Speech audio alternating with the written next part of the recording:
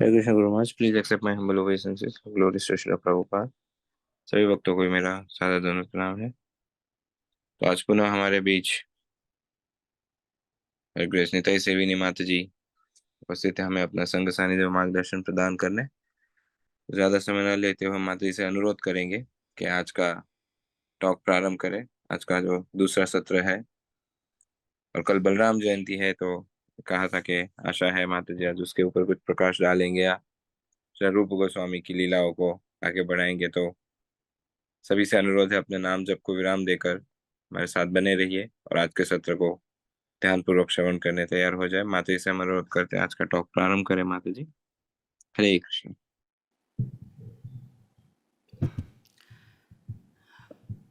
हरे कृष्ण। ओम अज्ञानतिमिरान्धस्य ज्ञानाञ्जनशलाकया चक्षुरुन्मिलितं येन तस्मै श्रीगुरवे नमः। हरे कृष्ण। सबसे पहले हिज होलीनेस लोकनाथ स्वामी महाराज के श्री चरणों में मेरा दंडवत प्रणाम। महाराज की आज्ञा और आशीर्वाद से आज का सेशन आरंभ करते हैं। हरे कृष्ण। आज बलराम जयंती, बलराम पूर्णिमा कल है, तो इसीलिए आज हम बलराम जी के लीला का गुणगान करेंगे। तो सबसे पहले तो हम बलराम जी का प्रणाम मंत्र बोल के ये सेशन आरंभ करते हैं। नमस्ते हलग्राह, नमस्ते मूसलायुधा, नमस्ते रेवती कांता, नमस्ते भक्तवत्सला, वहसि वपुसि विशदे वसनं जलदाभं, हलहति भीतिमिलिति यमुनाभं, केशवधृता हलधर रूपा, जय जगदीश हरे, जय जगदीश हरे, जय जगदीश हरे। कृष्ण बलराम की जय।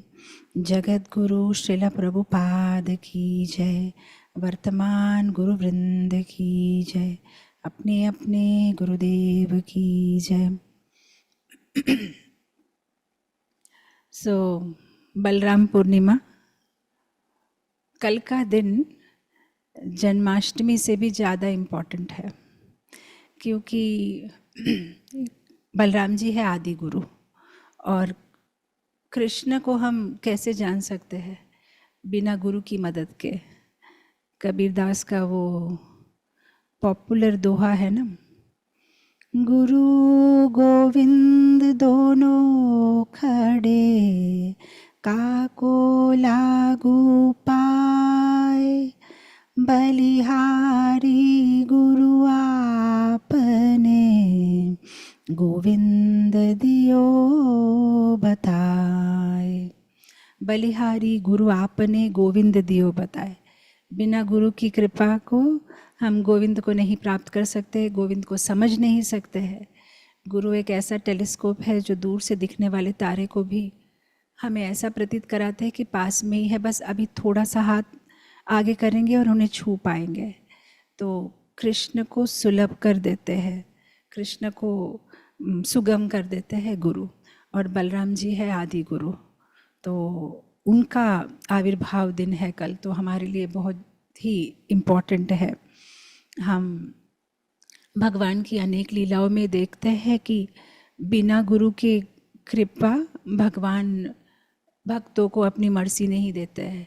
हम देखते हैं रामलीला में कैसे जब सुग्रीव लक्ष्मण जी को रेस्पेक्ट नहीं करते तो एक दिन अच्छी पिटाई खानी पड़ती है वाली से, क्योंकि भगवान बाण नहीं चलाते।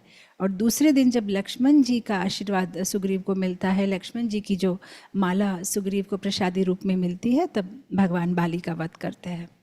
हम देखते हैं चैतन्य चैतामृत में रघुनाथ दास गोस्वामी भगवान को जब डायरेक्टली अप्रोच करने की कोशिश करते हैं तो असफल हो जाते हैं। जब नित्यानंद प्रभु की शरणागति लेते हैं तो फिर वे भगवान का शरण प्राप्त करते हैं। देवकी देवी भगवान की माँ है, फिर भी पहले आदि गुरु आते हैं उनके गर्भ में और इनके गर्भ को भगवान के लिए तैयार करते हैं, फिर भगवान जो है उनके गर्भ में प्रवेश करते हैं। तो हम देखते हैं कैसे कि गुरु की कृपा के बिना भगवान को प्राप्त करना मुश्किल है।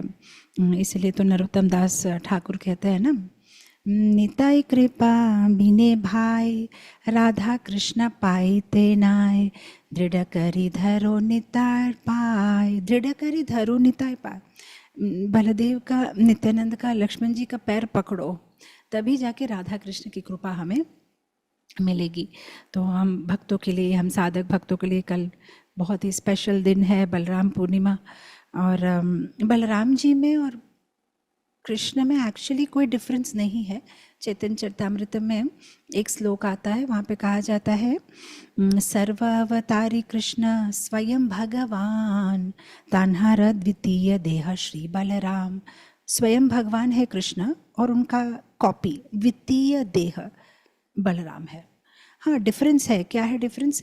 एक ही स्वरूप दोनों भिन्न मात्र काय, भिन्न मात्र काय। क्या डिफरेंस है? सिर्फ कलर ऑफ दी बॉडी, बाकी एक ही, दोनों सेम है।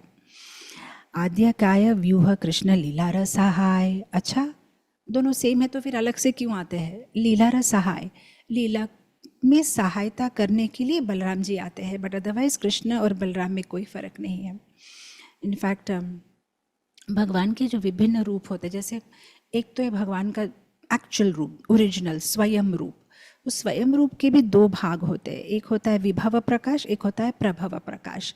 विभव प्रकाश माने बलराम जी, प्रभव प्रकाश माने जब कृष्ण का अवतार फॉर्म एंड पावर, रूप और शक्ति में एक ही है, कृष्ण जैसा, कृष्ण जैसी नाक, कृष्ण जैसे बोलते हैं, कृष्ण जैसा, तो वो है प्रभव प्रकाश। जैसे भगवान अपना विस्तार करते हैं द्वारका लीला में 16,108 रानियों के साथ में, या भगवान अपना विस्तार करते हैं रास लीला में, तो वो भगवान का प्रभव प्रकाश है। और जब थोड़ा सा डिफरेंस होता है, जैसे भगवान श्याम रंग के हैं, बलराम जी गोरे रंग के हैं, तो फिर वो हो जाता है वैभव प्रकाश, थोड़ा सा different. But otherwise Balram ji और कृष्ण में कोई डिफरेंस नहीं है। इनफैक्ट श्रीला प्रभुपाद जी को जब पूछा गया था तो प्रभुपाद जी ने कहा, Krishna is supreme personality of Godhead and Balram ji is supreme personality of servitor God head.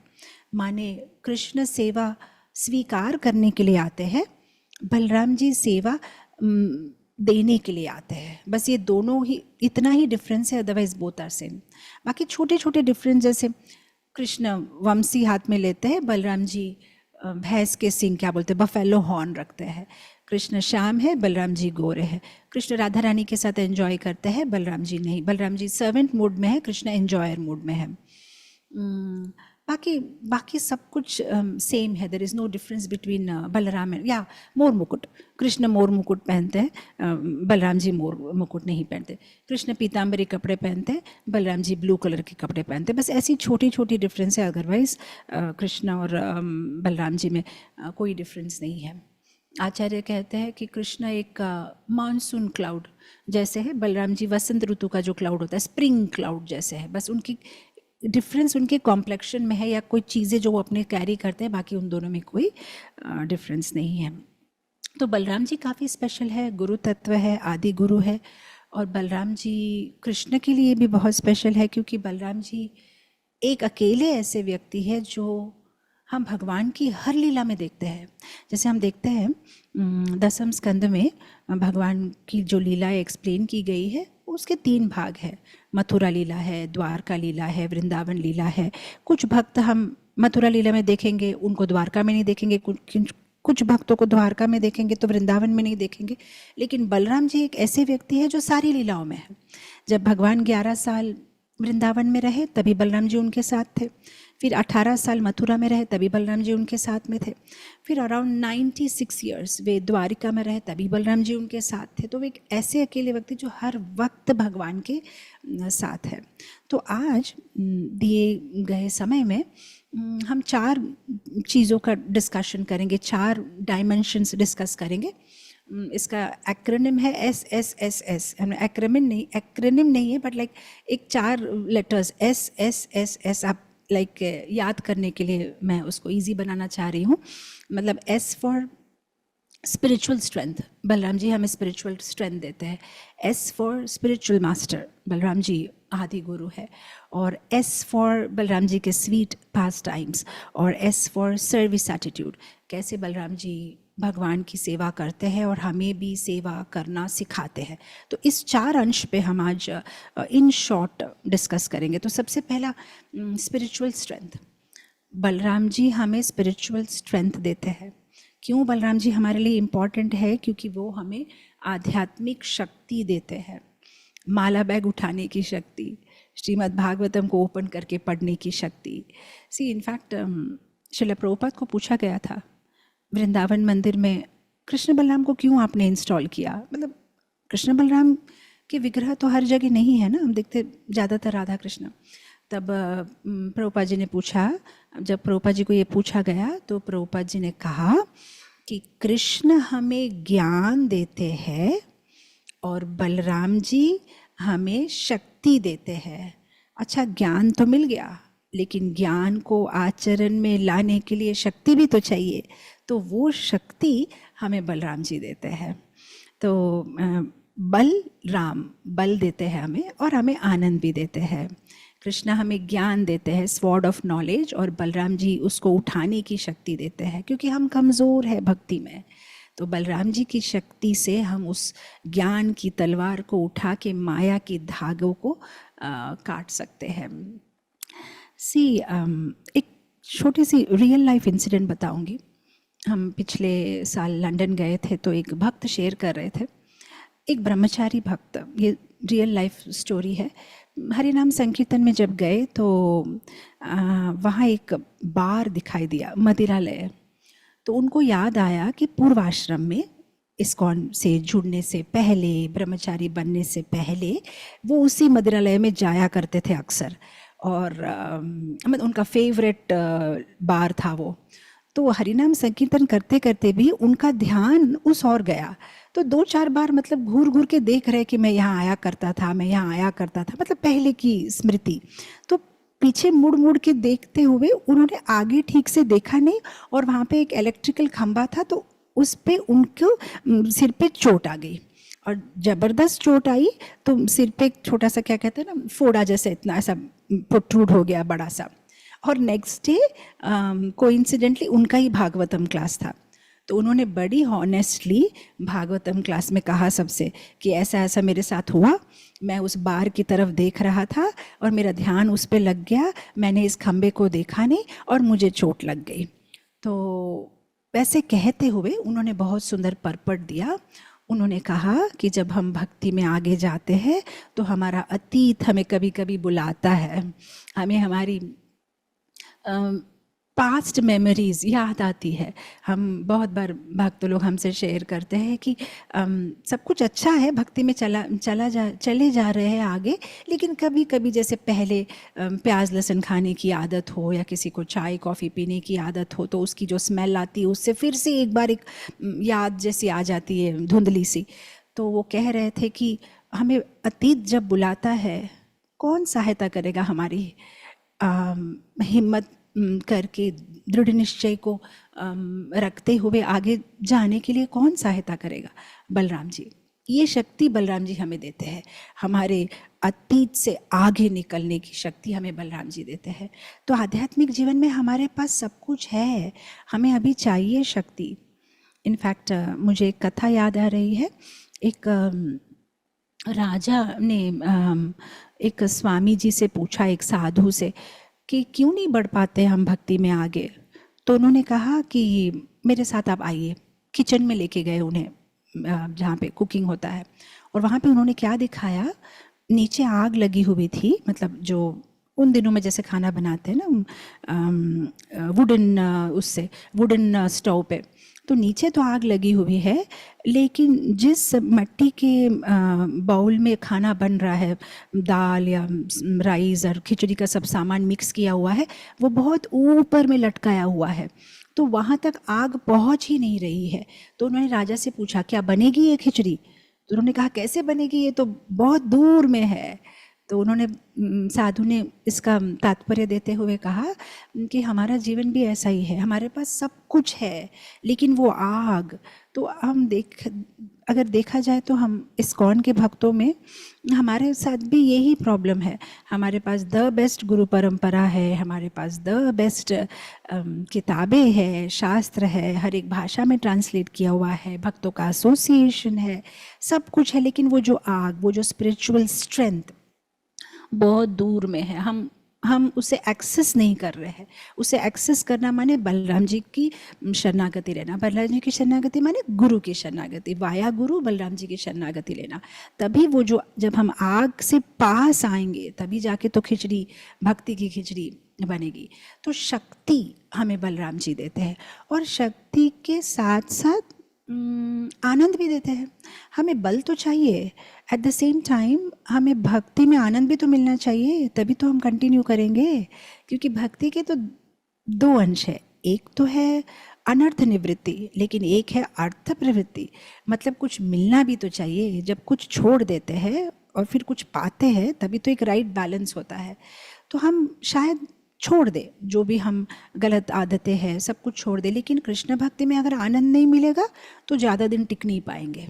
तो बलराम जी ये दोनों का बैलेंस करते हैं, बल देते हैं अनर्थ निवृत्ति करने के लिए और आनंद देते हैं।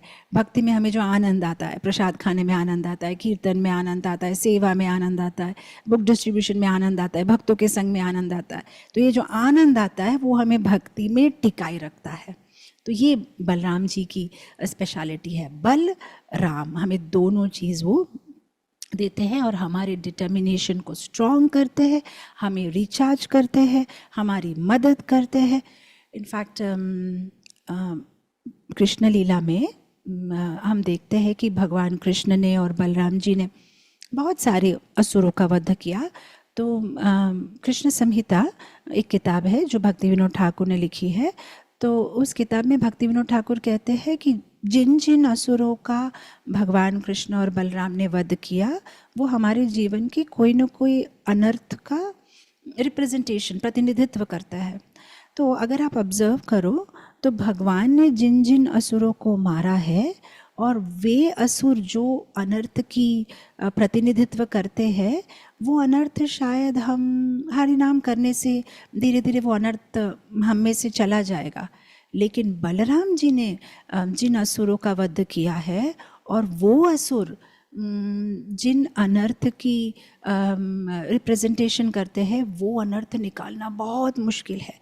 उसमें केवल गुरु कृपा चाहिए, जप करने से वो अनर्थ नहीं जाएगा, गुरु की कृपा चाहिए। फॉर एग्जाम्पल धेनुकासुर किस अनर्थ की रिप्रेजेंटेशन करता है? Unnecessary burden. धेनुकासुर एक ऐसा असुर है जो एक गधे के रूप में आया है। गधा क्या करता है? अननेसेसरी बर्डन उठाता है। एक्चुअली गधे को धोबी के पास काम करने की कोई ज़रूरत नहीं, उसको खाने के लिए जो घास चाहिए वो तो फ्री में भी मिलता है, फिर भी वो अननेसेसरी पूरा बर्डन उठाता है थोड़ा सा घास के लिए। तो उसी तरह से हम भी जो है अननेसेसरी बोझा उठा रहे हैं। किस चीज़ का? भौतिक इच्छाओं का, भौतिक वांछाओं का। तो जिस तरह से धेनुकासुर को बलराम जी ने मारा, उसी तरह से गुरु हमारी अननेसेसरी भौतिक इच्छाओं को मार देते हैं। हम ये जो अननेसेसरी वजन उठा रहे हैं उसे हमारे पीठ से निकाल के बाहर फेंक देते हैं। और हमें जो ये गधे जैसी प्रवृत्ति है थोड़ी, मतलब जैसे गधा ब्रे करता है ना, मतलब आवाज़ करता है, वैसे हम भी आवाज़ करते हैं। मतलब शायद लिटरली गधे जैसा नहीं, लेकिन हम प्रजल्प करते हैं ना, इसने क्या किया, उसने क्या किया, ये गधे जैसी आवाज़ करना ही है, क्योंकि इसमें कोई तत्व ही नहीं है। जैसे गधा बिना कारण के आवाज़ करता है, वैसे हम भी बिना कारण के बातें बनाते रहते हैं। इसने ये कहा, उसने ये किया, उसने क्या पहना आज, तो हम भी गधे जैसे करते हैं ना। और एक चीज़ हम क्या करते हैं गधे जैसे, एक तो गधा फूलिश होता है, और तो मतलब उसको पता नहीं है उसके लिए क्या अच्छा है, तो हम भी तो ऐसे करते हैं। कितने फूलिश है, कितने जन्मों से हमारी आत्मा अलग अलग शरीर में घूम रही है, और माया हमें अलग अलग पैकेज में सेम थिंग बार बार देती रहती है, और हम लोग बार बार अट्रैक्ट हो जाते हैं एक्साइटेडली, जैसे कि कुछ नई चीज़ दे रही है माया। तो ये सारी जो हमारी गधे जैसी एस लाइक मेंटालिटी को गुरु बाहर फेंक देता है। तो हम ये बहुत ही फेमस पास टाइम है, कैसे ताल फ्रूट्स खाने के लिए गोप बालक जाते हैं बलराम जी के साथ, कृष्ण के साथ, और फिर धेनुकासुर का वध करते हैं, और फिर वो तालवान जो फॉरेस्ट है उसको धेनुकासुर के कंट्रोल से मुक्त करते हैं। तो हम देखते हैं कि बलराम जी ने जिस तरह से धेनुकासुर का वध किया, वैसे जो बलराम तत्व है, आदि गुरु का तत्व है, वो भी हमारे जीवन से अननेसेसरी डिज़ायर्स, अननेसेसरी जो एंडिवर कर रहे हैं हम लोग, मेटलिस्टिक एस्पिरेशंस को हमारे जीवन से बाहर निकालते हैं। तो अभी हमने डिस्कस किया एस फॉर स्पिरिचुअल स्ट्रेंथ, कैसे बलराम जी हमें आध्यात्मिक शक्ति देते हैं। अब हम डिस्कस करेंगे एस फॉर स्पिरिचुअल मास्टर। अच्छा, हमने ये डिस्कस किया कि हमें साधना करनी चाहिए, साधना करने के लिए शक्ति बलराम जी देते हैं, वेरी गुड। लेकिन साधना के साथ सही डिसीजंस भी तो करनी है, सही चॉइसेस भी तो करनी है। हमारे पास में 2 चॉइस है, हम उठे मंगला आरती के लिए कि नहीं उठे, हम जब करें अभी कि ये करें। तो साधना के साथ साथ सही चॉइसेस, कैसे एसोसिएशन में जाना है, क्या करना है, क्या भक्ति के लिए सही है, क्या गलत है, उसका चयन भी तो करना है। तो चयन कैसे करें? हम तो भक्ति में इतने कमज़ोर हैं कि वो चयन भी हमसे नहीं होता। हम जानते हैं कि ये हमारे लिए अच्छा है आध्यात्मिक जीवन के लिए, ये हमारे लिए बुरा है, फिर भी उतनी शक्ति नहीं है कि सही चीज़ को यस कहे, माया को नो कहे, नहीं होता हमसे। क्या करें फिर अगर नहीं होता? तो उसके लिए भी बलराम जी जो है गुरु को भेजते हैं। तो हमारे जीवन में ये जो गुरुवर है, ये बलराम जी के रिप्रेजेंटेटिव है। बलराम जी अपनी चित्त शक्ति, बलराम जी की जो चित्त पोटेंसी है, उससे बने हुए हैं ये गुरुवर, जो हमारे जीवन में आते हैं और हमें सही चॉइस करने की प्रेरणा देते हैं, शक्ति देते हैं। तो बलराम जी जो है स्पिरिचुअल मास्टर को भेजते हैं हमें गाइड करने के लिए, because we can't make it ourselves. हम पे छोड़ दिया जाए तो हमसे नहीं होता, क्योंकि हम कमज़ोर हैं, हम गलत चीज़ का चयन कर लेंगे। लेकिन गुरु की गाइडेंस से हम सही चीज़ को सेलेक्ट करेंगे। We will say yes to Krishna and no to Maya. गुरु की बहुत ज़्यादा ही आवश्यकता है। मुझे एक छोटी सी कथा याद आई। प्रभुपाद जी के शिष्य हयग्रीवा प्रभु ने थोड़े दिनों के लिए इस्कॉन छोड़ दिया था और दाढ़ी मूछ बढ़ा ली थी, और उसके बाद में वे जब वापस आए इस्कॉन में तो दाढ़ी मूछ बढ़ गई थी, तो उन्हें कोई पहचान नहीं पा रहे थे। तो उन्होंने जब कहा कि मैं प्रभुपाद से मिलना चाहता हूँ, तो प्रभुपाद के सेक्रेटरी ने कहा आप कौन? तो उन्होंने कहा प्रभुपाद से कहिए कि हयग्रीवा। और जब प्रभुपाद जी से कहा गया कि हयग्रीवा प्रभु आए हैं, तो प्रभुपाद जी इतने खुश हो गए। और जब हयग्रीवा प्रभु अंदर में आए तो उन्होंने प्रभुपाद जी के गोद में अपना सिर रखा और वो छोटे बच्चे के जैसे रोने लगे, और उनको देख के प्रभुपाद जी भी रोने लगे। और हयग्रीवा प्रभु ने कहा कि प्रभुपाद, मैंने इस्कॉन छोड़ दिया था, लेकिन मैं एक दिन के लिए भी आपको भूल नहीं पाया। तो प्रभुपाद ने कहा मैं भी तुम्हें नहीं भूला। और फिर ऑफकोर्स फिर वे वापस आ गए इस्कॉन में। तो हाँ, हम अगर हमें अकेला छोड़ दिया जाए तो हम गलत चॉइस करेंगे। हमें बहुत ज़रूरत है एक गुरु की जो हमें सही चॉइस करने में गाइड करे, हमें सही चयन करने में मदद करे। क्योंकि हमारा जो कचरा है हृदय का, वो ग्रॉस नहीं है। ग्रॉस कचरे को साफ करना बहुत इजी है, जैसे कि 4 नियमों का पालन करना, ये तो आसान है, हो जाएगा, जो चीज़ हम देख पाते हैं। लेकिन हमारे हृदय में सटल कचरा है, सूक्ष्म कचरा, जो हमें दिखाई भी नहीं देता, हमें खुद को ही पता नहीं चलता कि हम में ये कचरा है। इसीलिए गुरु की बहुत ज़रूरत है, क्योंकि ये सूक्ष्म कचरे को केवल गुरु ही साफ कर सकते हैं। तो इसीलिए बलराम जी ने हमारी सूक्ष्म कचरा, मतलब ये जो हमारा अनर्थ है, दंभ, उसका भी उन्होंने नाश किया। प्रलंबासुर जिनका बलराम जी ने वध किया, वो दंभ नाम के अनर्थ का प्रतिनिधित्व करते हैं। तो हम जैसे हम भक्ति जीवन में आ जाते हैं, 4 नियमों का पालन करते हैं, वो सब लाइफ ठीक से चली जाती है। लेकिन जो छोटी छोटी कामनाएं हैं, हमें खुद को पता नहीं चलता कि हमें नाम की, प्रतिष्ठा की इच्छा है। कभी कभी यूटिलिटी इज़ द प्रिंसिपल बोलते बोलते बहुत सारी चीज़ें हम ऐसे कहते हैं कि कृष्ण सेवा के लिए, कृष्ण सेवा के लिए, लेकिन कहीं पता नहीं हम उस चीज़ों को हमारी इंद्रिय तृप्ति के लिए यूज़ कर लेते हैं और हमें पता भी नहीं चलता। इनफैक्ट हम में अनर्थ होना प्रॉब्लम नहीं है, लेकिन अनर्थ होना, लेकिन हम उसका दंभ करें कि हम में ये अनर्थ नहीं है, ये बड़ा प्रॉब्लम है। कोई सोया हुआ है, उठा सकते हैं, कोई सोने की एक्टिंग करे तो बिल्कुल नहीं उठा पाएंगे। तो हाँ, जो दूसरे अनर्थ है वो तो ठीक है, हम उनको रिमूव कर सकते हैं, लेकिन अगर कोई दंभ करता है, प्रलंबासुर दंभ कर रहा था, भेष बदल के आया था। एक कोई ग्वाला जो भगवान कृष्ण और बलराम के साथ में रोज खेलता था, वो एक दिन नहीं आया, तो प्रलंबासुर ने उस ग्वाले का वेश लिया और भगवान के साथ में खेलने लगा। और कुश्ती का खेल या कोई खेल चल रहा था, तो जिसमें ऐसा कोई रूल था कि जो हार जाएगा वो अपने कंधों पे जो जीतेगा उसको उठा के घूमेगा। तो प्रलंबासुर कृष्ण की ओर से खेल रहे थे, हार गए, तो प्रलंबासुर बलराम जी को अपने कंधे पे उठा के चलते हैं, और फिर सुबल सुदाम कोई कृष्ण को उठा के, मतलब कृष्ण किसी और को उठा के चलते हैं। तो ऐसा खेल चल रहा है, और इसके बीच में प्रलंबासुर क्या करता है, बलराम जी को अलग ही दिशा में लेके चला जाता है। बलराम जी को पता चलता है कि ये तो कोई राक्षस है, और फिर जब वो अपने स्वयं रूप में आने लगता है तब बलराम जी उसका वध कर देते हैं। तो दंभ किया था ना प्रलंबासुर ने, वो जो नहीं था वो बन के आया था। तो हम भी तो यही करते हैं, हम जो नहीं है वो दिखाने की कोशिश करते हैं, ये दंभ है, और दंभ खतरनाक है भक्ति के लिए। दोष हो सकता है हम में, वो धीरे धीरे मिट जाएंगे।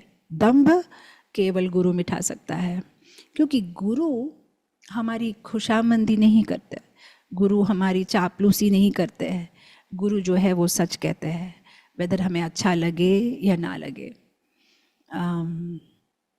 शिला प्रभुपाद की एक छोटी सी कथा बताऊंगी। जब एल्फ्रेड फॉर्ड माने हमारे अम्बरीश, पूजनीय अम्बरीश प्रभु प्रभुपाद जी से पहली बार मिले, तो आई मीन डिवोटीज काफ़ी एक्साइटेड थे कि इतना बड़ा आदमी, अमीर आदमी प्रभुपाद से मिलने आया है। तो और प्रभुपाद लेकिन काफ़ी गंभीर थे। तो जब एल्फ्रेड फॉर्ड अंदर में आए तो प्रभुपाद जी ने उनसे पूछा कि अच्छा, तो तुम हेनरी फ्रॉड के ग्रेट ग्रैंडसन हो? अच्छा, तो कहाँ है हेनरी फ्रॉड? तो मतलब पूछ रहे कि कहाँ है अब, मतलब वो गुजर गए, राइट? तो प्रभुपाद जी उनसे कह रहे हैं कि देखो, समय बहुत बलवान है, समय सबसे ज़्यादा ताकतवर है, तो तुम कृष्णा कॉन्शियसनेस को अपनाओ। तो मतलब प्रभुपाद जी उनसे कहना चाह रहे थे कि कोई कितना भी अमीर हो, कोई कितना भी बड़ा हो, समय बहुत बलवान है, हम ज़्यादा दिन तक टिक नहीं सकते, हमें शरीर छोड़ के जाना पड़ता है, तो क्या फ़ायदा है, भगवान की भक्ति करो। तो अम्बरीश प्रभु कहते हैं अपने रियलाइजेशन में कि मुझे मैं एकदम से चौंक गया, क्योंकि मैं आज तक जिनसे भी मिला था वो मेरी खुशामंदी करते थे, क्योंकि मैं पैसे वाला आदमी हूँ, तो मेरी थोड़ी सी बढ़ाई करेंगे तो मैं उनको दान वगैरह दूंगा। लेकिन पहली बार एक ऐसे इंसान से मेरी मुलाकात हुई जो बिल्कुल मेरी खुशामंदी नहीं कर रहे थे, मुझे सीधा सीधा मुंह पे कह रहे थे कि ये तुम्हें करना चाहिए जीवन में। तो अल्फ्रेड फ्रॉड, अम्बरीश प्रभु कहते हैं कि मुझे लगा कि हाँ, ये सच्चे गुरु है, ये मेरे गुरु है। तो उस तरह से गुरु ही एक व्यक्ति है हमारे जीवन में जो दंभ को निकाल सकते हैं। अदरवाइज हम तो इतने एक्सपर्ट है, मास्क के ऊपर मास्क डालते हैं। अभी जैसे जन्माष्टमी है तो बच्चे फैंसी ड्रेस कंपटीशन में आएंगे ना, अलग अलग वेशभूषा, ऐसा बच्चे तो शायद साल में एक बार जन्माष्टमी में वेशभूषा करके आते हैं। हम तो पूरा दिन 24 घंटा कितने सारे वेश बनाते हैं, एक अच्छे भक्त होने का, एक अच्छा इंसान होने की एक्टिंग करते हैं, मास्क पहनते हैं, और कभी कभी मास्क के ऊपर इतने सारे मास्क पहन लेते हैं कि हमें खुद को पता नहीं कि हम कैसे हैं। लेकिन गुरु क्या करता है, हमारे उस मास्क को निकाल के फेंक देते हैं, और हम सच में कैसे हैं जो है गुरु हमें उसका आईना दिखाते हैं। तो क्या किया बलराम जी ने, प्रलंबासुर को मार दिया, माने दंभ को। तो गुरु हमारे दंभ को मार देते हैं। तो क्या करना चाहिए हमें, गुरु की शरण लेनी चाहिए। और जब हम गुरु की शरण लेते हैं तो गुरु को ऑर्डिनरी नहीं मानना चाहिए, कभी कभी ना फेमिलियरिटी ब्रीड्स कंटेम्प्ट। जैसे गुरु के बहुत पास आ जाते हैं तो लगता है कि क्या बड़ी बात है, हम भी डिवोटी है, वो भी डिवोटी है, हम भी जप करते हैं, वो भी जप करते हैं। कभी कभी और पास जाने से उनमें दोष देखने लगता है। पर गुरु गुरु है और हम है। शायद देखने में एक लग सकते हैं, शायद सेम स्टाइल का तिलक है, कंठी है, हम भी धोती पहनते हैं, वो भी, हम भी आरती में जाते हैं, हम भी जप करते हैं, हम, लेकिन गुरु गुरु है, हम है। इनफैक्ट और कैसे पता चलता है कि गुरु और हम में डिफरेंस क्या है? क्योंकि जब प्रोवोकेटिंग सिचुएशंस आती है तब हम कैसे बदल जाते हैं, और कैसी भी सिचुएशन आए गुरु की कृष्ण के ऊपर विश्वास कभी डगमगाता नहीं है। और जब सक्सेस आता है तो वो ज़्यादा प्राउड नहीं होते हैं, और जब फेलियर हो या चैलेंजेस हो तो वो मुरझाते भी नहीं हैं। वे हर सिचुएशन में समा रहते हैं। इनफैक्ट नीति शास्त्र का एक छोटा सा श्लोक है, काक कृष्णा पीक कृष्णा, काक पीक को भेद, वसंत ऋतु आगच्छ, काक काक पीक पीक। कहते हैं काक कृष्ण पीक कृष्ण। काक कौवा काला होता है, पीक कृष्ण कोयल काली होती है। कौवे और कोयल में क्या डिफरेंस है? फिर लेखक कहता है, अरे बाबा जरा रुको, वसंत ऋतु आगच्छ, जब वसंत ऋतु आएगी ना तब काका काका पीका पीका, क्योंकि जब वसंत ऋतु में कोयल आवाज करेगी कू, और तब कौवा अगर कोयल की जैसे कोशिश करेगा तो वो का का करेगा, तब आपको डिफरेंस पता चला जाएगा कि काका काका पीका पीका, कोयल कौन है और कौवा कौन है। हाँ, हम इमिटेट कर सकते हैं, हमारे गुरु जैसे कपड़े पहन सकते हैं, उन जैसे बातें कर सकते हैं, उनके जैसे चाल कर सकते हैं, पर काका पीका पीका, कोयल कोयल है, कौवा कौवा है। तो इसीलिए गुरु को कभी ऑर्डिनरी नहीं मानना चाहिए, कि कभी कभी क्या होता है जब गुरु एक्सेसिबल होते हैं, हमारे रीच में है, उनसे रेगुलरली हम इंटरेक्ट कर सकते हैं, तो हम उन्हें ऑर्डिनरी सोचने लगते हैं कि तो ये भूल की थी किसने? द्राविड गोरिल्ला ने। इसलिए बलराम जी ने द्राविड गोरिल्ला का वध कर दिया। कौन था ये द्रविड़ गोरिल्ला? ये जो द्विविध गोरिल्ला था ये एक्चुअली भक्त है। ये द्विविध गोरिल्ला जो है ये एक्चुअली रामलीला में, रामायण में सुग्रीव के जो 5 स्पेशल फ्रेंड्स थे उसमें से एक फ्रेंड था द्विविध गोरिल्ला, और उसने आर्मी में मदद की, मंकी आर्मी में रावण से फाइटिंग करने में। लेकिन उसने क्या गलती की? गुरु को ऑर्डिनरी माना। कब?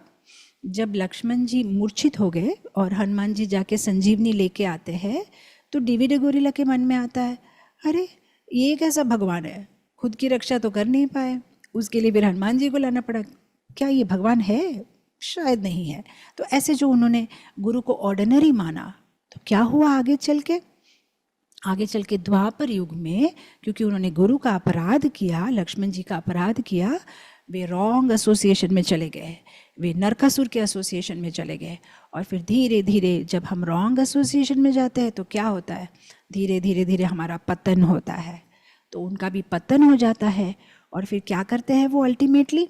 जब एक रात को वृंदावन में बलराम जी अपनी गोपियों के साथ में है, तब वे जाके उन्हें अटैक करते हैं और अश्लील तरीके से जो है मुंह बनाते हैं, अपने शरीर को गोपियों के सामने दिखाते हैं, गोपियों का अपहरण करते हैं, और फिर बलराम जी उनका वध करते हैं। काफ़ी लंबी कहानी है, बट मैं छोटी मतलब काफ़ी संक्षिप्त में बताने की कोशिश कर रही हूँ। तो ये, और जब हम अपराध करते हैं तब क्या होता है, जो चीज़ें हम सोचते हैं ना, छी ऐसा तो मैं कभी ना करूँ, ऐसा तो मैं कभी नहीं करूँगी, वैसा ही हम कर लेंगे। क्यों? जब हम अपराध करते हैं तो अल्टीमेटली हम ऐसी चीज़ों को करते हैं जो हमने कभी सोचा भी नहीं था सपने में कि हम कभी ऐसा कर सकते हैं या हम कभी इतने नीचे गिर सकते हैं, लेकिन गिर जाते हैं जब अपराध करते हैं। तो बहुत केयरफुल रहना है, हमें गुरु को कभी ऑर्डिनरी नहीं मानना है। द्विविध गोरिल्ला ने गुरु को ऑर्डिनरी माना, लक्ष्मण जी को ऑर्डिनरी माना, और फिर उसका पतन हो गया। हमें हमेशा गुरु को, वैष्णवों को मान देना है। कल्चर ऑफ रेस्पेक्ट बहुत इम्पॉर्टेंट है। रोमहर्षणा, उन्होंने रेस्पेक्ट नहीं दिया गुरु को, क्या हुआ? उसका भी बलराम जी ने वध कर दिया। क्या कर रहे थे रोमहर्षण? एक्चुअली रोमहर्षण असुर नहीं है, प्रलंबासुर तो असुर है, बकासुर, धेनुकासुर ये तो असुर है। रोमहर्षण तो वो 4 नियमों का पालन करते थे, और वो कोई सिनेमा के गाना नहीं गा रहे थे, भागवतम का क्लास दे रहे थे।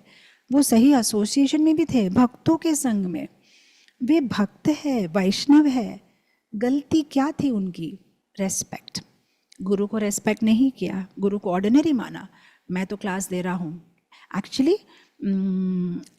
द एटिकेट इज, इवन अगर हम क्लास दे रहे हो, जो भी कर रहे हो, अगर गुरु अंदर प्रवेश करते या कोई सीनियर सन्यासी हमें उठ के या कम से कम हमारी आसन से उनको जो है मान देना चाहिए, उनको उनकी ब्लेसिंग्स लेना चाहिए, बहुत इंपॉर्टेंट है। लेकिन रोमहर्षि ने क्या किया? बलराम जी जब एंटर हुए तो उन्होंने कोई रिएक्शन नहीं दिया। फिर बलराम जी ने क्या कहा, क्या किया? घास के तिनके को लेके उनका इंस्टेंट वध कर दिया, क्योंकि वे घास के तिनके के जैसे विनयी नहीं थे। त्रिनादपि सुनिचेना, त्रिनादपि सुनिचेना तरोरिव सहिष्णुना। हमें घास के तिनके के जैसे विनयी होना है, तो घास के तिनके के जैसे विनयी नहीं थे, तो घास के तिनके से ही उनका वध कर दिया। तो क्या बलराम जी गुस्से वाले थे? इतनी छोटी सी बात में वध कर दिया? नहीं नहीं, बात यह है कि हम जो करते हैं या हम जो नहीं करते हैं वो सोसाइटी का कल्चर बन जाता है। तो हम जिस चीज़ को प्रोत्साहित करते हैं वो सोसाइटी का कल्चर बन जाता है, और हम किसी चीज़ का खंडन नहीं करते तो लोग उसको मानने लगते हैं। अगर बलराम जी ने रोमहर्षण का वध नहीं किया होता तो लोग सोचते हैं कि हाँ, उतना कोई गुरु को रिस्पेक्ट देने की ज़रूरत नहीं है, हम भी बड़े हैं बाबा, हम क्लास दे रहे हैं। तो यहाँ पे उन्होंने बताया कि नहीं, a leader has to be ideal. एक लीडर को 2 क्वालिटी होनी चाहिए, उसे विनयी होना चाहिए, उसे आइडियल होना चाहिए, आदर्श होना चाहिए। तो ये चीज़ जो है बलराम जी ने सिखाई बाय किलिंग रोमहर्षण का वध करके। एक्चुअली हमारी वैदिक संस्कृति में ज्ञान को महत्व नहीं दिया गया है। हमारी वैदिक संस्कृति में ज्ञान के आचरण को महत्व दिया गया है। आप कितना अपने जीवन में उसका आचरण करते हैं, उसको महत्व दिया गया है। तो बेशक आपके पास में ज़्यादा ज्ञान ना हो, आप ज़्यादा श्लोक नहीं जानते हो, लेकिन आपका आचरण कैसा है? आर यू ए वैष्णव? आपका बिहेवियर कैसा है? ये बहुत इम्पॉर्टेंट है। छोटी सी एक बात याद आई, आई थिंक गिरिराज स्वामी महाराज या सतस्वरूप महाराज, मैं कंफ्यूज हो रही हूँ, लेकिन मैंने कहीं सुना था कि वो कह रहे थे कि जब प्रभुपाद जी के साथ कहीं एयरपोर्ट में थे और वो लाइन में थे और प्रभुपाद जी आगे निकल चुके थे, तो वो जल्दबाजी में लाइन को कट करके आगे जा रहे थे, और किसी महिला ने उनके तरफ देखा और कहा, आर यू ए मॉन्क? क्या तुम साधु हो? मतलब वो कहना चाह रही थी कि साधु हो के तुम ऐसे लाइन को कट करके आगे जा रहे हो? साधु मतलब उनमें कितनी अच्छी क्वालिटी होनी चाहिए, राइट? तो वो कह रहे थे कि अभी भी इतने सालों के बाद वो लाइन मेरे कानों में गूंजती है, आर यू ए मॉन्क? क्या तुम साधु हो? तो कोई भी चीज़ गलत करने से पहले मुझे लगता है, मैं साधु हूँ, क्या ये मुझे शोभा देता है? क्या मुझे ऐसे करना चाहिए? तो ये लाइन जो है मेरे सिर में बार बार घूमती है। तो कल्चर ऑफ रेस्पेक्ट, हमें साधु वैष्णव की गुरु को मान देना चाहिए। तो अभी हमने डिस्कस की 2 चीज़, एस फॉर स्पिरिचुअल स्ट्रेंथ और एस फॉर स्पिरिचुअल मास्टर। आध्यात्मिक शक्ति देते हैं बलराम जी और आध्यात्मिक गुरु को हमारे जीवन में भेजते हैं। अब आया 3rd वाला S, S for service attitude. Balaram ji हमें सेवा करना सिखा रहे हैं उनकी एग्जाम्पल के द्वारा। गुरु क्या करते हैं? निकुंज यूनो रति केलि सीते यायालिबेयु तिरपिक्षणीया तत्रादिदक्ष्या अतिवल्लभस्य वंदे गुरु श्री चरणार वृंदम। गुरु एक्सपर्ट है, क्या करते हैं वे? राधा कृष्ण की सेवा में खुद भी सेवा करते हैं और भक्तों से भी सेवा करवाते हैं। तो दक्ष एक्सपर्ट है गुरु। और बलराम जी एक ऐसे व्यक्ति है जो भगवान को हर रस में सेवा करते हैं। यूजुअली जैसे यशोदा माता है, केवल वात्सल्य रस में सेवा करती है, या सुबल सखा है, या अर्जुन है साख्य भाव में, या हनुमान जी है दास्य भाव में, या राधा रानी है माधुर्य भाव में। लेकिन बलराम जी एक ऐसे भक्त है या एक ऐसे व्यक्ति है जो भगवान की हर रस में सेवा करते हैं, वात्सल्य भाव में, साख्य में, दास्य में, शांत में। कैसे करते हैं बलराम जी शांत रस में भगवान की सेवा? बलराम जी ही अपने आप का विस्तार करते हैं भगवान के आसन, वासन, वसन माने कपड़े, आसन माने भगवान की बिस्तर, पादुका, छत्र, करताल, मृदंग, उनके जो आभूषण, सब कुछ बलराम जी है। बलराम जी अपना विस्तार करते हैं भगवान की सेवा के लिए। उनकी सारे पैराफर्नैलिया जो है वो बलराम जी का विस्तार है। इनफैक्ट धाम, हम ये जो धाम देख रहे हैं वृंदावन धाम, ये वृंदावन धाम माने बलराम जी, बलराम जी का विस्तार ही वृंदावन धाम है। इसलिए तो वृंदावन धाम एक कमल पुष्प के जैसे है। जब कोई राक्षस भगवान को अटैक करने के लिए आता है तो बलराम जी धाम को बड़ा कर देते हैं, एक्सपैंड कर देते हैं। फिर वो राक्षस भागता रहता है, असुर भागता रहता है, वो भगवान को वो मतलब टच नहीं कर पाता। और जब भगवान को भूख लगती है और यशोदा माता की याद आती है तो बलराम जी उस धाम को कॉन्ट्रैक्ट छोटा कर देते हैं, बस 2 पैर चलते हैं और घर आ जाता है, यशोदा माता के पास चले जाते हैं ठाकुर जी। तो ये सेवा बलराम जी करते हैं शांत रस में। इनफैक्ट बलराम जी धाम का विस्तार है। मैं इसका छोटा सा एक प्रूफ दूंगी। जब मायापुर में हमें लैंड मिलने में मुश्किल हो रही थी तो प्रभुपाद जी ने ये बात उनके शिष्यों से कही थी कि आप बलराम जी की पूजा क्यों नहीं करते, बलराम जी को प्रार्थना करो, बलराम जी तो धाम का विस्तार है। तो फिर भक्तों ने बलराम जी की को प्रार्थना की और विद इन 3.5 वीक्स वो प्रॉब्लम सॉर्ट आउट हो गया और उनको ज़मीन मिल गई। तो इस तरह से बलराम जी शांत रस में भगवान की सेवा करते। बलराम जी दास्य भाव में भी भगवान की सेवा करते हैं। कैसे करते हैं? भगवान को सजाना, जब यशोदा माता सजाती है भगवान को सुबह सुबह, तब बलराम जी उनको मदद करते हैं। बलराम थोड़ा ये लेके आओ, थोड़ा घुंघरू लेके आओ, थोड़ा बाजूबंद लेके आओ, तो वो लेके आते हैं और भगवान को सजाने में मदद करते हैं। और दास्य भाव में भगवान की सेवा हम देखते हैं ना, बलराम जी कभी कभी जब कृष्ण थक जाते हैं तो इवन बलराम जी उनके पैरों को मसाज करते हैं। इनफैक्ट मुझे एक छोटी सी घटना याद आई राजापुर जगन्नाथ टेम्पल की। वहाँ के पुजारी शेयर कर रहे थे कि कैसे एक बार वो जगन्नाथ जी को पेंट कर रहे थे, तो आधा पेंट करके उन्होंने छोड़ दिया क्योंकि उस दिन किसी वैष्णव आचार्य का डिसअपेरेंस डे था, तो मंदिर में फीस्ट था, तो आधा छोड़ के वे चले गए प्रसाद लेने के लिए। तो उस दिन रात को बलराम जी सपने में आए और पुजारी को झापड़ मारने लगे, अरे तुम्हारी इतनी हिम्मत, मेरे भाई को आधा छोड़ के चले गए, कंप्लीट करो उसको, पेंटिंग को, ऐसे कैसे तुमने छोड़ दिया। तो फिर दूसरे दिन एकदम नहा के वो भागे कि नहीं नहीं मैं आज ही जगन्नाथ जी का जो है कंप्लीट कर दूंगा। तो दास्य भाव में वो भगवान की सेवा करते हैं। साख्य भाव में बलराम जी खेलते हैं भगवान के साथ, चोरी करते हैं साथ में जाके दोनों माखन, और कभी कभी चोरी करने के लिए बलराम जी की पीठ के ऊपर में भगवान चढ़ते हैं माखन की वो मटकी तोड़ने के लिए। और भगवान को अलग अलग रस का स्वाद कराते हैं बलराम जी। कभी कभी उनको टीज करते हैं, जैसे एक सूरदास जी का प्रसिद्ध भजन है ना, जहाँ पे कृष्ण आके कंप्लेन करते हैं कि मैया देखो बलराम ने सबके सामने कह दिया कि तुम्हारी माँ गोरी है, तुम्हारे पिता गोरे हैं, तो तुम क्यों काले हो, लगता है तुम उनके बेटे हो ही नहीं, तुम्हें कहीं से दत्तक लिया गया है। तो देखो मैया सबके सामने ऐसा बोल दिया, तो आप मुझे बताओ क्या ये सच है, आपने मुझे दत्तक लिया? तो यशोदा माता कहते नहीं नहीं ऐसा बलराम तो ऐसे ही बोल रहा है, तो फिर मैं काला क्यों हूँ? तो यशोदा माता कहती अरे एक्चुअली तुम काली काली रात में जन्म लिए थे ना, इसलिए तुम काले हो। तो उस तरह से एक पूरा सूरदास जी का एक भजन है। तो उस तरह से भगवान अलग अलग, ये भी एक रस है ना, जैसे किसी को टीज करो, या तो बलराम जी जो है ठाकुर जी का भी टीज करते हैं, कभी उनके साथ खेलते हैं, कभी कुछ, तो उस तरह से उनको अलग अलग रस का स्वाद कराते हैं।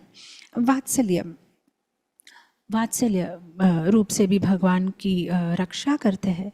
बलराम जयंती के दिन हम लोग रक्षाबंधन मनाते हैं, भाई को राखी बांधती है बहन की मेरी रक्षा करो, पर हमारी सही रक्षा तो बलराम जी करते हैं, हमारी सही रक्षा तो बलराम जी करते हैं, राइट। तो हमें बलराम जी से प्रार्थना करनी चाहिए। और बलराम जी वात्सल्य रस से जो है भगवान कृष्ण की रक्षा करते हैं।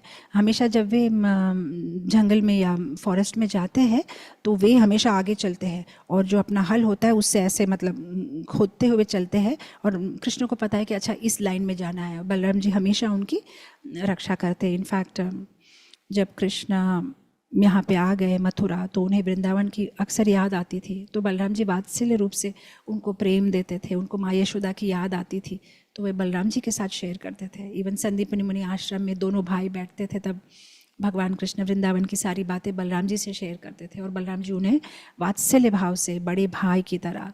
इसलिए तो एक्चुअली बलराम जी तो केवल कृष्ण के नहीं, पूरे व्रज के बड़े भाई हैं। इसलिए कभी आप व्रज में जाओ और किसी को पूछो बलराम जी का मंदिर कहाँ है, आपकी तरफ ऐसे देखेंगे, आपको कहना पड़ेगा दाऊ जी, दाऊ जी। हाँ, वो दाऊ जी मंदिर, आप ऐसे जाओ। मतलब बलराम जी सबके दाऊ जी है। वो प्रसिद्ध गाना है ना व्रज का, दाऊ जी का भैया कृष्ण कन्हैया, कृष्ण कन्हैया दाऊ जी का भैया, वो सबके दाऊ जी है बलराम जी। और माधुर्य रस से भी भगवान की वे सेवा करते हैं। कैसे? वे अपना विस्तार अनंग मंजरी के रूप में करते हैं। और ये अनंग मंजरी माने राधा रानी की छोटी बहन। तो जब राधा और कृष्णा कुंज में विहार करते हैं तब अनंग मंजरी की सेवा है। कोई बंदर डिस्टर्ब तो नहीं कर रहा है, कोई यहाँ से वहाँ तो मतलब जो आवाज़ तो नहीं कर रहा है, तो ये जो है अनंग मंजरी उनके निकुंज जो वन को सजाती है। तो उस तरह से अनंग मंजरी के रूप में भी भगवान की सेवा करते हैं बलराम जी। तो उस तरह से अलग अलग रसों में जो है बलराम जी भगवान की सेवा करते हैं। अब हमारे लास्ट अंक में हम आ चुके हैं। एस फॉर स्पिरिचुअल स्ट्रेंथ, आध्यात्मिक शक्ति। एस फॉर स्पिरिचुअल मास्टर, हमें गुरु, आध्यात्मिक गुरु देते हैं। बलराम जी आदि गुरु है। And S for service attitude, Balaram ji हमें सिखाते हैं कैसे ठाकुर जी की सेवा करना है। और अब हम आ गए last part of our class, S for sweet pass times.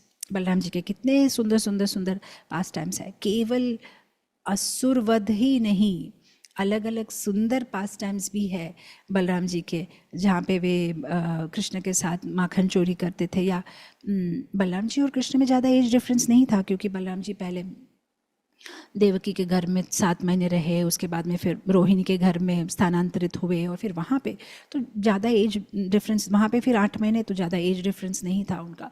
7 दिन का कुछ डिफरेंस था, 7 दिन या कुछ कोई कहते 15 दिन, एनीवे। तो दोनों साथ साथ में बड़े हुए थे। तो जब पैरी पैना करने लगे, 4 पैर में चलने लगे, तो कैसे वे दोनों गौशाला में चले जाते और वहाँ पे गायों की पूंछ पकड़ लेते। और छोटे थे तो पता नहीं चलता, और जब गाय की पूंछ पकड़ोगी तो गाय काफ़ी अनकंफर्टेबल होकर भागने लगती है। और ये छोटे थे, उनको पता नहीं चलता है कि क्या करें अभी, तो पूंछ को छोड़ते भी नहीं थे, बस ऐसे पकड़ के रखते थे। और फिर गाय जो है भागने लगती थी, और तब ये रोना शुरू करते थे। और कभी कभी पैरी पैना करते करते किसी गोपी के पीछे पीछे चले जाते, जिसकी पायल की आवाज़ में घुंघरू की आवाज़ आ रही हो। और फिर जब वो गोपी उन्हें उठा लेती, तब उनका जब मुख दिखाई देता, तब लगता अरे ये तो मेरी माँ नहीं है, तो फिर रोने लगते थे। फिर जो है उनकी माताएं भाग के आती थी और उन्हें गोद में ले लेती थी। तो ऐसी बहुत सारी सुंदर सुंदर कथाएं हैं जो आप लोग कल सुनेंगे बलराम पूर्णिमा के उपलक्ष्य में। भगवान की तो हर बात, एक्चुअली भगवान की बातें सुंदर है, उनका रूप सुंदर है।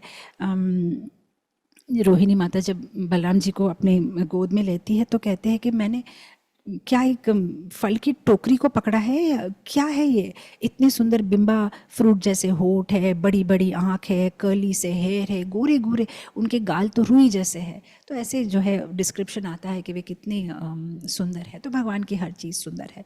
इसलिए तो वल्लभाचार्य कहते हैं ना, अधरम मधुरम वदनम मधुरम हसितं मधुरं नयनं मधुरं चलितं मधुरं गमनं मधुरं मधुराधिपतेर अखिलं मधुरम। मधुराधिपतेर अखिलम मधुरम, सब कुछ ही मधुर है। भगवान की बातें, हंसना, चलना, बोलना, उनकी लीलाएं, सब कुछ बहुत ज़्यादा ही मधुर है। प्रभुपाद जी के संबंध में एक बात कह के यहाँ क्लास ख़त्म करूँगी। जब प्रभुपाद जी ने एक बार मायापुर से वृंदावन जा रहे थे तो भक्तों से ये क्विज क्वेश्चन पूछा, बताओ कौन ज़्यादा शक्ति वाला है, कृष्ण या बलराम? तो भक्तों ने बहुत इजीली आंसर किया, बलराम, बल मतलब बलराम जी। और प्रभुपाद जी ने कहा नहीं, कृष्ण। कैसे प्रभुपाद? प्रभुपाद ने कहा देखो प्रूफ, कृष्ण बलराम हमारे वृंदावन में कृष्ण और बलराम दोनों खड़े हैं। बलराम जी का हाथ किसके कंधे पे है? हाँ, कृष्ण के कंधे पे। तो किसका सहारा लेके बलराम जी खड़े हैं? तो बलराम जी का ये बल कहाँ से आता है? कृष्ण से आता है। तो कृष्ण ज़्यादा बलशाली है। और इनफैक्ट ऐसा ही एक आर्ग्यूमेंट आता है। यमुना माता जी और मधुद्वेश्वर स्वामी एक बार तमल कृष्ण महाराज प्रभुपाद जी के पास आके कहते हैं, प्रभुपाद यमुना माता जी कह रही है कि कृष्ण और बलराम में एक ही डिफरेंस है, कृष्ण राधा रानी के साथ एंजॉय करते हैं, बलराम नहीं करते। तो प्रभुपाद ने कहा या शी इज़ राइट, वो सही है। बट प्रभुपाद मधुद विश्व स्वामी कह रहे हैं कि कृष्ण और बलराम में एक ही डिफरेंस है, कृष्ण काले हैं और बलराम गोरे हैं। प्रभुपाद कहते हैं yes he is right. But Prabhupada दोनों कैसे राइट हो सकते हैं? तो प्रभुपाद ने कहा yes you are right, but Prabhupada right क्या है वो तुम डिसाइड करो, ऐसे प्रभुपाद कहते हैं। तो उस तरह से कृष्ण बलराम की बहुत सुंदर सुंदर कथा है, और हमारे इस्कॉन के साथ जुड़ी हुई भी बलराम जी की बहुत सारी कथाएं हैं। तो एनीवे एक लास्ट पास टाइम जो हम साधकों के लिए इम्पॉर्टेंट है वो है जब बलराम जी इसका वध नहीं, एक्चुअली बलराम जी की लिस्ट में बहुत सारे हैं, जैसे बलवल नाम के एक राक्षस का भी वध किया था, और इनफैक्ट रुक्मी का भी वध किया था। रुक्मी तो उनके रिलेटिव है, मतलब रुक्मिणी देवी के भाई है, लेकिन एक बार 64 का कुछ खेल हो रहा था और उसमें बलराम जी जीत गए थे, और मतलब सेलेस्टियल जो आकाशवाणी भी हुई थी, लेकिन रुक्मी मान नहीं रहा था और फिर बलराम जी ने उसका वध कर दिया। तो इट्स नॉट अबाउट कि ये मेरा रिलेटिव है तो मैं इसको माफ़ कर देता हूँ, बट जो सत्य है बलराम जी हमेशा, because Guru can't be lenient, गुरु कभी ऐसा नहीं सोचते हैं कि अरे ये बुरा मान जाएगा तो चलो मैं इसको माफ़ कर देता हूँ। नहीं, गुरु इज़ लाइक नहीं, जहाँ उसको टोकना है वहाँ टोकना है, जहाँ उसको कहना है वहाँ कहना है, because he is always worried about the bigger picture, कि इसको आध्यात्मिक जीवन में मुझे आगे बढ़ना है, आगे बढ़ाना है, उसकी खुशामंदी करके उसे खुश नहीं करना है। तो कैसे वे रुक्मी का वध करते हैं, और इवन रोमहर्षण का वध करने के बाद में साधुओं की रिक्वेस्ट से वे बलवल नाम के राक्षस जो उनको यज्ञ में ये कर रहा है, डिस्टर्ब कर रहा है, उसका भी वध करते हैं। और सबसे इंटरेस्टिंग वाला एक एपिसोड है जहाँ पे सांबा जो भगवान के पुत्र थे वे लक्ष्मणा का अपहरण करते हैं, और हस्तिनापुर के जो मेंबर्स हैं कुरु डायनास्टी के, वे उनको अरेस्ट कर लेते हैं। तो बलराम जी जाते हैं मीडिएशन के लिए कि भाई जो हो गया दोनों का शादी करवा दो। तो ये लोग बुरी तरह से बलराम जी के साथ व्यवहार करते, कहते हैं कि तुम यदु तो चप्पल जैसे हो, हम तो मुकुट है, क्या कोई मुकुट के ऊपर चप्पल रखता है क्या? तो आपके साथ रिश्ता नहीं हो सकता। तो अब बलराम जी गुस्सा हो जाते हैं और वो अपने हल को लेके पूरे हस्तिनापुर को खींचते हुए गंगा में डुबाने के लिए तैयार हो जाते हैं। और हस्तिनापुर के राजमहल में जो सारे बैठे हुए हैं सदस्य परिवार के, कुरु परिवार के, वे हिल जाते हैं कि ये क्या हुआ, भूकंप आ गया क्या? फिर वो समझ जाते हैं बलराम जी की शक्ति को, और साथ ही साथ में फिर सांबा और लक्ष्मणा को सामने रखते हैं, और फिर वो पीछे पीछे आते हैं और बलराम जी को मना देते हैं। तो ये एक सुंदर बात है कि हस्तिनापुर की जो ये कुरु जो थे मतलब उनमें अनर्थ था। वैसे हमारा हृदय भी ऐसा ही है, हस्तिनापुर की ज़मीन जैसा, हमें भी बहुत सारे अनर्थ है। हमें बलराम जी को प्रार्थना करना चाहिए कि जिस तरह से आपने अपने हल से हस्तिनापुर की ज़मीन को गंगा में डुबाने के लिए तैयार हो गए, वैसे हमारे हृदय में जो अनर्थ है इसे भी जो है आप खींच के होली नेम, भगवान के नाम के गंगा रूपी ओशन में, समुद्र में बहा दीजिए। बलराम जी के दो हथियार है, एक तो है गदा और एक है हल, और ये दोनों हमारे लिए बहुत पूजनीय है। क्योंकि हल से क्या होता है, एक ज़मीन को सींचा जाता है, उसको फर्टाइल बनाया जाता है, उसे खुदाई होती है, तभी जाके बीज बो पाते हैं।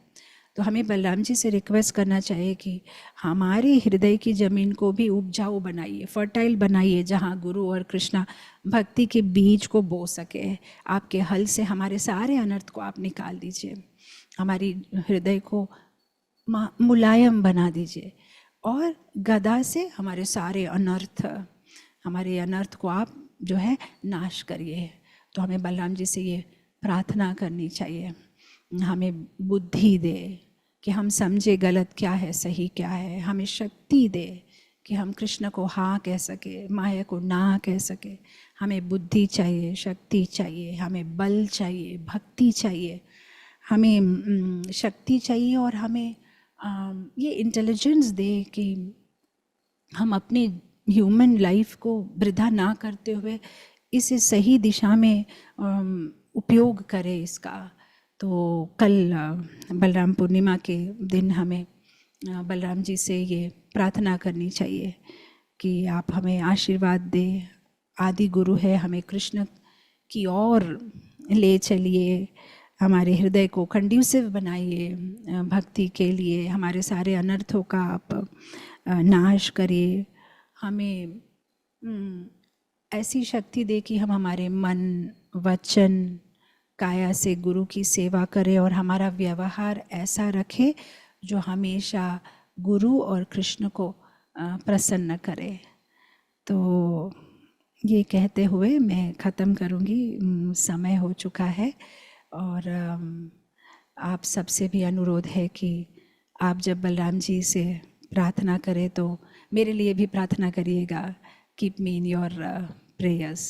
So with this I end it here. Thank you so much to Maharaj Ji for giving me this opportunity, for engaging me in this wonderful seva of sharing some Krishna Katha with all of you devotees. So with this I'll end it here. Thank you so much. Balaram ji की जय, कृष्ण बलराम की जय, जगत गुरु श्रील प्रभुपाद की जय। Hare Krishna. Thank you so much माता जी for this nectarian class. एक प्रकार से कल बलराम जयंती के पूर्व आज भाव आ रहा था कि माता जी के मुख से ही बलराम जी हमारे हृदय में प्रकट होके उनके आविर्भाव के लिए हमें तैयार कर रहे हैं। द वे माता जी प्रेजेंटेड दिस 4 एसेस, 4 एस के माध्यम से माता जी ने जो आज टॉपिक हम सभी के बीच प्रेजेंट किया है, तो उसमें बलराम जी एक प्रकार से स्थित हो चुके हैं हमारे मस्तिष्क में, हमारी चेतना में। और कल जब हम, जैसे माता जी कहे कि जब बलराम जी से हम प्रार्थना करेंगे तो हमें पता चलेगा या हम रिलेट कर पाएंगे कि हमें प्रार्थना भी क्या करनी है। देखिए गुरु की कितनी बड़ी कृपा है कि हर एक चीज हमें सिखाते हैं। और बलराम जयंती के पूर्व ही ऐसा योग बना कि इस विषय पे चर्चा हुई, या इस विषय के बीच हमें इस विषय पे हमें श्रवण करने का सुअवसर प्राप्त हुआ। और वो भी शास्त्र कहते हैं, जब महाप्रभु ने भी कहा है भागवत सुनो भागवत घरे, कि जब साक्षात्कारी या अनुभवी भक्त, केवल एज में नहीं, एज तो है ही, लेकिन हमारे गुरु महाराज कहते हैं ज्ञान वृद्ध और वयोवृद्ध दोनों होना चाहिए एक मैच्योर डिवोटी। और अगर वयोवृद्ध ना भी हो तो ज्ञान वृद्ध होना चाहिए, जैसे प्रहलाद महाराज और ध्रुव महाराज है। तो जब साक्षात्कारी या अनुभवी भक्तों से हम सुनते हैं तो वो बात हमें भी कन्विंस कर जाती है। भले ही हमने एक्सपीरियंस ना किया हो, लेकिन उनके अनुभव को जब हम सुनते हैं तो हमें भी पूरा विश्वास हो जाता है कि नहीं, ये ऐसे ही है, या ये सिद्धांत ऐसे ही कार्य करता है। तो हमारा परम सौभाग्य था कि माता जी का हमें 2 दिन लगातार संग सानिध्य प्राप्त हुआ। तो माता जी, on behalf of all the devotees, I would like to take this opportunity to kindly thank you, and also present और एक्सटेंड रिक्वेस्ट कि फ्यूचर में भी आप हमें अपना संग सानिध्य व मार्गदर्शन प्रदान करते रहिएगा। हम आपसे संपर्क करेंगे जब भी your time and schedule permits. Kindly do give your association and blessings to all of us. Thank you so very much. Thank you for this 2 days sessions. तो आइए हमारी परंपरागत पद्धति से महामंत्र का उच्चारण करके हम माता जी का हृदय पूर्वक आभार व्यक्त करते हैं। हरे कृष्णा कृष्ण कृष्ण हरे हरे, हरे राम राम राम हरे हरे। श्री हरिनाम प्रभु की जय। हरे कृष्ण महामंत्र की जय। श्री बलराम पूर्णिमा महोत्सव की जय। श्री श्री कृष्ण बलराम की जय। श्री वृंदावन धाम की जय। श्रील प्रभुपाद की जय। परम पूज्य श्री लोकनाथ स्वामी गुरु महाराज की जय। इस्कॉन वर्तमान आचार्य गुरु वृंद की जय। हर ग्रेस निताई सेविनी माता जी की जय। वांछा कल्पतरुभ्यश्च कृपा सिंधुभ्य एव च पतितानां पावनेभ्यो वैष्णवेभ्यो नमो नमः। अनंत कोटि वैष्णव वृंद की जय।